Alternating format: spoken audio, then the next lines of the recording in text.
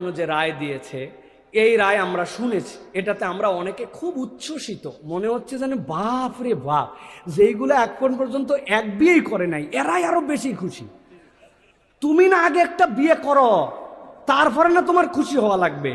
কিন্তু এই রায়ের দুটা দিক আছে। একটা দিকের কথা বলি ভাই, শরীয়ত আমাদেরকে বলতেছে আল্লাহর বিধানটা এত সুন্দর, হাইকোর্টকে এই জায়গায় আবার পুনর্বিবেচনা করতে হবে। কি করতে হবে? আল্লাহ কোরআনুল কারীমের মধ্যে বলছেন, ওয়া ইন খিফতুম আল্লাহ তাদিলু, তোমরা যদি মনে করো যে তোমরা সুবিচার করতে পারবা না, আমি আল্লাহ তোমাদের জন্য বললাম ফাওয়াহিদা, তাহলে একজনই তোমার জন্য যথেষ্ট।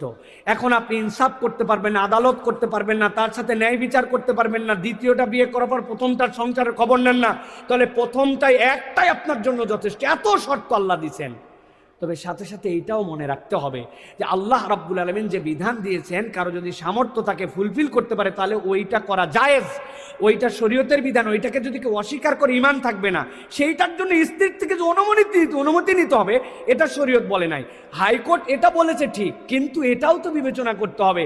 আপনি যদি দুইটা বিয়ে করেন তাহলে প্রথম স্ত্রীর হক আদায় করতেছেন কিনা, তার সাথে বেইনসাফ করতেছেন, তার খোরপোশ দিচ্ছেন কিনা, দুইজনের মধ্যে তাসবিয়া করতেছেন কিনা, তাহলে হাইকোর্টকে সাথে সাথে এইটাও যেন নিশ্চিত হয়, এই জন্য একটা আইন দিতে হবে।